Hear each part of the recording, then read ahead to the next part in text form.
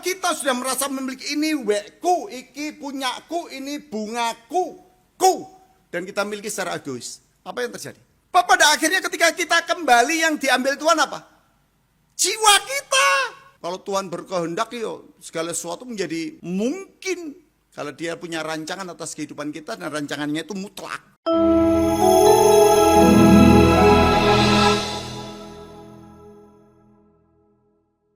Bapak Ibu yang terkasih di dalam Tuhan Yesus Kristus. Kalau kita udah mendengarkan kata judulnya menjaring angin. Itu kan sebuah perbuatan atau tindakan yang sia-sia. Berarti ya wis lah. Tidak perlu digumulkan. Tapi ternyata kata menjaring angin itu kan dikutip di dalam Di dalam kitab Pengkhotbah, bahwa segala sesuatu menjadi sia-sia. Dan kalau kita sudah membaca kitab Pengkhotbah, rasanya wis gak ono yang bisa ndak ada yang perlu kita lakukan. Kenapa? Semua sia-sia kok. Ada waktu untuk hidup, ada waktu untuk mati, ada waktu untuk bekerja, ada waktu untuk berusaha, untuk macam-macam. Dan hasilnya sia-sia. Tetapi apakah itu yang Tuhan mau? Bahwa segala sesuatu yang kita lakukan itu akan menjadi sia-sia? Ndak juga lah. Artinya bahwa Allah mengajarkan kita untuk mengerjakan segala sesuatu itu orientasinya kembali kepada Sang Khalik yang empunya kehidupan. Kalau tidak membahayakan. Di dunia masyarakat, di masyarakat kita, masyarakat timur khususnya, kalau saya seringkali mendengar ya dan seringkali berjumpa dengan dinamika konflik orang yang sedang bergumul dengan keinginannya untuk cepat menjadi kaya raya. Gitu. Pernah mendengar tuyul? Pernah mendengar gendruwo? Pernah kan? Kalau Bapak Ibu berada di lingkungan di mana Bapak Ibu tinggal, maka kita akan mendengarkan nama-nama itu, gitu ya. Sampai saya punya sebutan gendruwo, tetean, ilu-ilu, banaspati, tuyul, lan, sak turune kabeh, gitu. Dan orientasinya orang kalau udah berbicara kayak gitu itu bukan sekedar nanya, wah aku wedi, itu roh halus. Enggak. Kadang-kadang ada orang yang memanfaatkan itu untuk sebuah kebutuhan yang di dalam dirinya dia merasa bahwa aduh hidup kok gini terus toh. Hidup kok gini terus toh gitu. Ya. Aku ingin segera berubah, aku ingin segera memiliki sesuatu. Aku ingin segera supaya hidupku tidak kayak dulu lagi lah, aku berubah gitu. Sehingga mereka nekat. Contoh kalau saya sering kali mendengarkan kisah-kisah di tengah-tengah masyarakat, atau kalau pas melihat YouTube, katanya orang kalau ingin mencari kekayaan dengan cepat itu pakailah tuyul begitu. Tapi risikonya kalau udah ngomong tuyul itu berarti seorang perempuan yang menjadi istri di keluarga itu pasti akan jadi korban gitu. Karena ada tuntutannya tuyul untuk senantiasa melakukan hal yang tidak etis gitu. Tetapi namanya orang Bapak Ibu. Kalau sudah tamak, kalau sudah rakus, kalau sudah tidak bisa kontrol diri, dia tidak berjuang untuk mencari sesuatu sesuai dengan kehendaknya, tetapi dia mencari cara instan, yang penting aku sugih, yang penting aku kaya, yang penting aku terhormat, yang penting aku banyak hartanya. Tapi lupa bahwa balik lagi. Nek, apa yang kita punya itu mau nang di share. Apa yang kita punya itu mau nang di meneh, kecuali kalau sudah kita tinggal ya sudah semuanya akan tertinggal begitu saja dan kita tidak bisa membawanya. Ya, saya senang sekali kunjungan. Kalau saat jadi pendeta mau di waktu di Karangpilang, mau di Ngoro waktu itu sama istri saya. Di Banyuwangi, di Jember gitu. Dan di saat masa-masa perkunjungan saya menemukan seorang warga ketika dia sempat menjadi orang sukses begitu ya. Sukses tentu ukurannya tidak bisa diukurkan antara satu dengan yang lainnya begitu. Sukses lah begitu. Tetapi ketika dia memasuki masa tua, memasuki masa lansia, makin undur situasi kondisinya, saat sakit saya berkunjung, Bapak Ibu mungkin heran bahwa yang ada di kamarnya itu apa? Ada panci untuk memasak sayur, ada kompor, ada apa waktu itu ya, untuk memasak nasi dan segala peralatan timbo dan macam-macam itu ditaruh di kamar. Karena saya sadar melihat beliaunya di dalam usia tua makin turun kondisi ekonominya, tetapi semua dimasukkan ke kamar. Saya iseng tanya, Uti, kenapa sih barang-barang ini ditaruh di kamar? Ya kalau hilang gimana Pak Pendeta? Coba, mengikatnya banget yang namanya harta itu gak diserahkan kembali kepada kehendaknya. Karena dia yang memberi. Lah kalau hilang, lo mosok timbo ini hilang, takut. Iyalah, ini saya nyarinya itu loh mulai zaman saya masih muda bisa beli ini. Ya ampun, sampai saya ya Allah kok sampai segitunya. Itu baru satu perkara. Saya pernah mengunjungi warga yang gangguan schizophrenia, gangguan syaraf sampai dia dimenur, diobatkan. Saat saya berkunjung ketemu dengan yang bersangkutan, ya walaupun ngobrolnya tidak begitu mudah untuk membangun relasi, tapi saya tertarik ada seseorang yang duduk sambil nyobikin kertas. Wih, ini uangku, udah ketemu lagi uangku gitu. Dan kalau udah dapat banyak kertas yang disobikin itu, dia dengan rasa syukur itu, rasanya kayak sukacita banget. Aku udah kembali loh gitu. Saya cuma tanya kepada perawat, Mbak, orang itu kenapa sih? Mantan direktur perusahaan besar Pak, bangkrut perusahaannya. Terus ya itu jadinya setiap hari ngitung duit, tiap hari ngitung kertas gitu. Ternyata persoalan harta, ternyata persoalan kedudukan, ternyata persoalan karir, dan persoalan-persoalan duniawi lainnya itu betul-betul seperti apa yang dikatakan Tuhan. Di mana hartamu, di situ juga hatimu. Lalu dengan nada pesimis, orang bertanya, "Duh Pak Pendeta, apa enggak boleh orang Kristen itu kaya, sukses, karirnya bagus? Siapa yang melarang?" Gitu. Siapa yang melarang? Tuhan jadikan kita manusia dengan segala kemampuannya itu ya supaya kita bisa membangun kehidupan, kita bisa meraih sukses. Lalu kalau semuanya orang miskin, semua orang gagal, tidak ada yang sukses, terus kan tidak ada yang istilahnya saling bertolong-tolongan di dalam menanggung beban. Tetapi yang Tuhan inginkan adalah jangan salah cara menafsirkan berkat itu. Nek kita salah, ingat bahwa di mana hartamu, di situ juga hatimu. Maka di dalam bacaan tadi Tuhan Yesus sedikit agak tidak nyaman ketika ditanya oleh seseorang yang kaya. Tolong dong ingatkan saudaraku itu supaya dia mau berbagi warisan denganku. Dengan tegas Yesus mengatakan apa? Hai, apakah aku hakim atas kalian gitu? Karena memang di dunia Israel kan anak sulung mendapatkan banyak daripada anak lainnya, terutama anak sulung itu yang paling diutamakan. Adik-adiknya enggak, apalagi perempuan, terabaikan. Tetapi kali ini Tuhan ingin mengajarkan kepada kita, karena ketika orang itu bertanya, dia udah lebih gitu. Dia udah punya banyak. Tetapi dia masih menuntut, tolong dong saudaraku itu suruh berbagi dengan aku. Jawaban Yesus simpel kan? Ya, saya bacakan Bapak Ibu. Jawaban Yesus simpel sekali. Namun Yesus berkata kepadanya, siapakah yang telah mengangkat aku menjadi hakim atau penengah atas kamu? Itu perasaan ketidaknyamanan Yesus karena melihat sikap dari orang tersebut. Ya, katanya lagi kepada mereka, berjaga-jagalah dan waspadalah terhadap segala ketamakan. Kata tamak itu kan tidak bagus. Bapak Ibu pengen punya lebih? Boleh. Boleh. Siapa yang melarang untuk punya lebih? Bapak Ibu ingin kaya raya? Boleh. Di antara panjenengan juga sudah merasakan bagaimana menjadi seorang yang berlebih. Boleh. Tetapi ketika ketamakan itu terjadi, maka harta itu bisa mendorong kita untuk berlaku jahat. Ketika itu mengikat di dalam diri kita.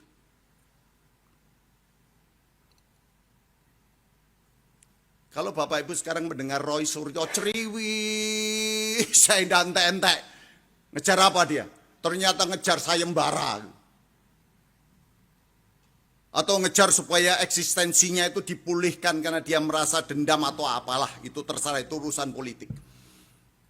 Tetapi banyak orang yang akhirnya lupa diri dengan keberadaannya, bahwa Tuhan mengajarkan kepada kita untuk tetap sadar diri bahwa apa yang kita punya itu bukan untuk menjadi penghalang kita merasakan kasih Allah. Teman-teman muda mungkin masih ingat lagu ini ya. Pernah ku merasa menginginkan semua. Tahu lagunya? Segala yang ada di dalam dunia, namun masih saja tak cukup bagiku tanpa kau di sana. Penuhi hati ini hingga satu masa ku temukan bagian terindah. Kasih-Mu menyapa, penuhi kesunyian hidupku. Kau yang menopangku, oh Yesusku, mengerti arti hidupku.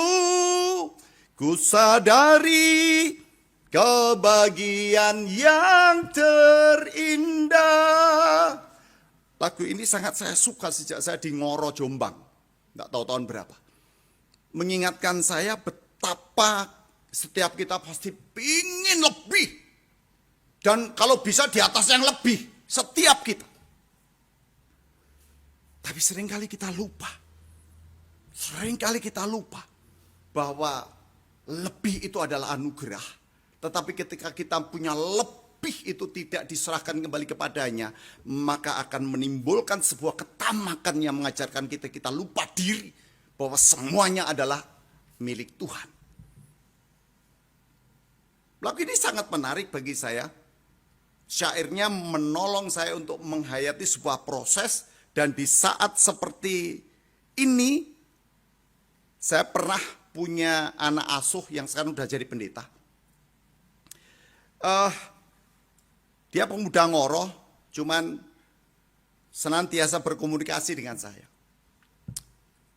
Beberapa kali dia mencoba untuk bilang, Bapak, mbok saya diizinkan untuk sekolah pendeta dia di Duta Wacana. Ya maaf, saya belum punya untuk membiayai kamu. Karena saat itu saya masih harus menyelesaikan S1 psikologi saya. Terus tiap tahun dia ngejar. Bapak, apa enggak boleh saya sekolah teologi? Ya boleh, silakan. Enggak apa-apa, silakan nak. Kalau memang kamu mau gitu. Tapi Bapak belum punya biaya. Kenapa saya katakan saya belum punya biaya? Dia berharap saya yang membiayai waktu itu. Bapaknya ada di Sulawesi, transmigrasi, dan sudah tua. Dan dia tidak henti-hentinya terus meminta. Sampai saya menyelesaikan Master of Ministry saya di Duta Wacana. Dan saat dalam kondisi seperti itu, maaf, pikiran saya, manusiawi saya berdoa pada Tuhan itu dengan bahasa yang, saya pikir itu bahasa yang sederhana, tetapi kok gitu, pikiran saya. Doa saya apa Bapak Ibu? Tuhan, mbok saya itu diberi kaya toh. Saya ingin punya finansial yang lebih gitu loh. Dan saya jujur enggak doa macam-macam sampai Bapak kami datang kepadamu dan enggak. Karena saya pikir, hal kayak gini kok rasanya harus ngomong sama Tuhan kok sungkan, wong saya ini seorang pendeta. Tapi enggak ngomong itu kok bolak-balik ini anak rohani saya yang pemuda Ngoro ini minta terus untuk sekolah gitu. Berkali-kali saya doa dan di ujung akhirnya di doa yang kesekian itu Bapak Ibu, apa jawaban Tuhan? Orang yang kaya adalah orang yang memiliki rasa syukur yang besar atas kehidupannya. Nek basa Jawane itu waktu itu saya dengar kayak Tuhan yang mengingatkan dengan kalimatnya atau Roh Kudus atau siapalah begitu. Bahasa surgawi dari Roh Kudus atau apalah. Nek bahasa Jawanya sugih wong kang sugih kuwi wong kang gedhe rasa syukure. Ya, orang yang paling kaya itu adalah orang yang selalu belajar melihat hidupnya dengan rasa syukur. Saat itu saya langsung pikiran saya, ngapain saya menunggu harus kaya dulu? Walaupun saat itu saya masih ingat gaji saya sebagai seorang pendeta 2 juta di Ngoro itu dan harus ngulihkan di Duta Wacana dan biaya Duta Wacana. Ya tanya ke Pak Pendeta Martin, wow biayanya gede banget gitu. Akhirnya saya telepon dan waktu itu dia memang sedang saya minta, di Gresik ada penerimaan koster gereja, kamu mau kerja di sana. Beberapa saat sebelumnya dia sudah kerja di GKJW Gresik. Malam itu langsung saya telepon. Apakah kamu jadi sekolah pendeta? Jadi Pak, saya bilang. Pulang dan besok urus ke Majelis Agung, ke kantor sinode.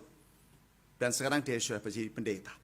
Saya tidak bisa membayangkan ratusan juta itu duit saya dapat dari mana, saya tidak bayangkan. Hanya saya tinggal ketika saya mau pindah ke Banyuwangi, saya tinggal, Bapak mau pindah ke Banyuwangi, kamu udah tinggal semester akhir. Berani tak lepas? Berani Pak. Ternyata Bapak Ibu, ketika sesuatu yang kita punya dan kita bisa pakai untuk membahagiakan orang lain, walaupun itu pun juga bukan duit saya lah. Tetapi ketika saya diizinkan Tuhan untuk berbagi kasih, ternyata banyak sumber yang akhirnya berbagi untuk menolong yang bersangkutan. Ya kadang-kadang bisa uang pribadi, bisa dukungan dari sana sini. Wow. Itu bahagia banget dalam suasana batin saya. Pikiran saya. Apalagi dia sudah bisa melayani Tuhan. Ini menjadi penting. Ini menjadi sangat berharga ketika Tuhan terus mengingatkan saya dan Bapak Ibu sekalian. Dia mengingatkan supaya kita betul-betul memahami bahwa yang Allah mau supaya kita itu memusatkan diri. Jangan hanya pada diri sendiri. Bab kalau kita udah bilang, ini gelasku. Udah. Ya, ini mimbarku. Ini mic-ku. Ini bungaku. Ku itu kalau disadari, itu bisa menjadi bumerang.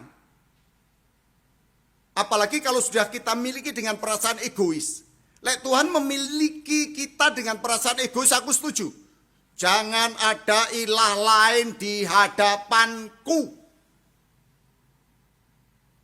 10 hukum Tuhan. Yang pertama, saya setuju. Karena Allah tidak menginginkan kita dipunyai oleh dunia. Tetapi kalau kita sudah merasa memiliki ini wekku, iki punyaku, ini bungaku, dan kita miliki secara egois, apa yang terjadi? Maka orang lain nyentuh aja kita akan marah. Apalagi kalau sudah terhiasi dengan dan itu menimbulkan perasaan kita yang betul-betul menjadi tamak dan lupa diri. Tuhan baik kok Bapak Ibu. Dia bersahabat dengan seorang perwira. Dia bersahabat dengan seorang pelacur. Dia bersahabat dengan orang kedapatan berzina. Dia bersahabat dengan orang kecil. Dia bersahabat dengan orang besar. Tapi dia disepelekan oleh orang-orang besar, ahli-ahli Taurat. Dia tidak pernah marah. Dan Yesus itu baik. Memberi kita kesempatan untuk memiliki apapun. Tetapi ketika kita memiliki, Tuhan tetap akan menginginkan kitanya dimiliki secara egois. Kok bisa Pak? Sederhana.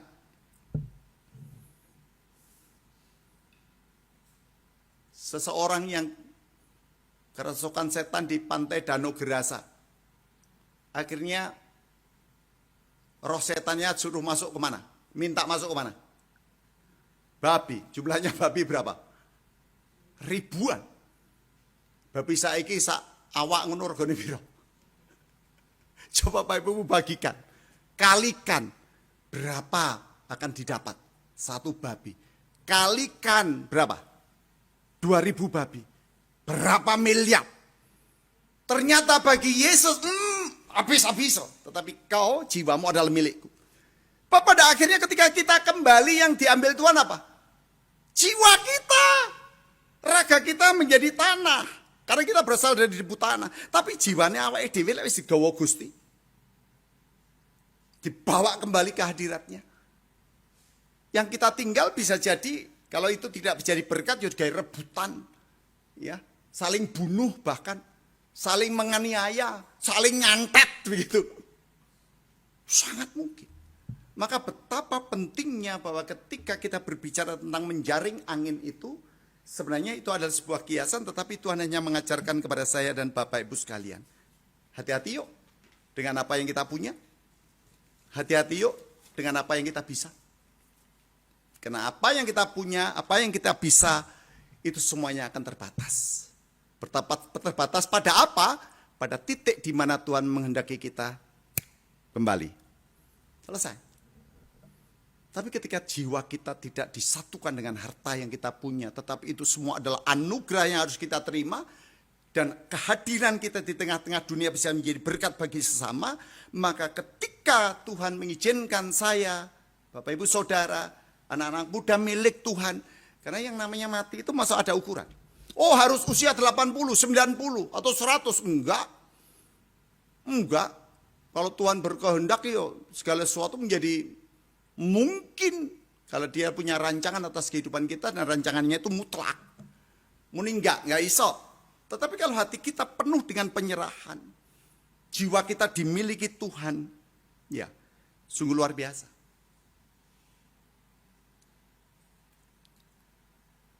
Hatiku tenang, bisa lagunya?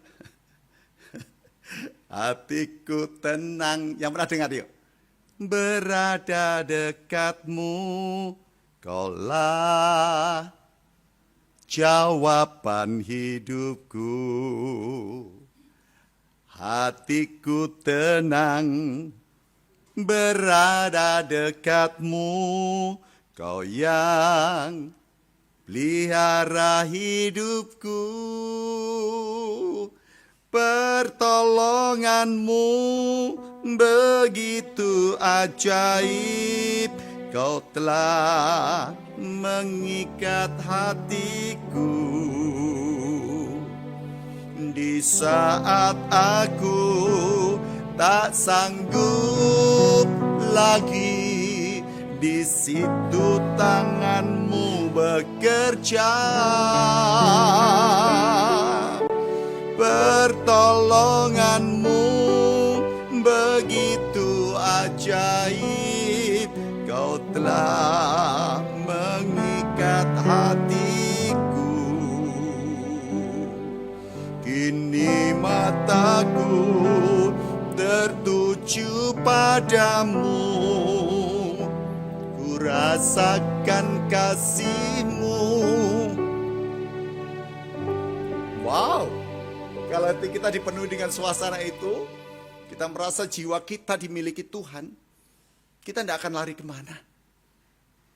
Kalau Tuhan sayang sama kita, Dia akan tetap sayang sampai di alam kekekalan nanti.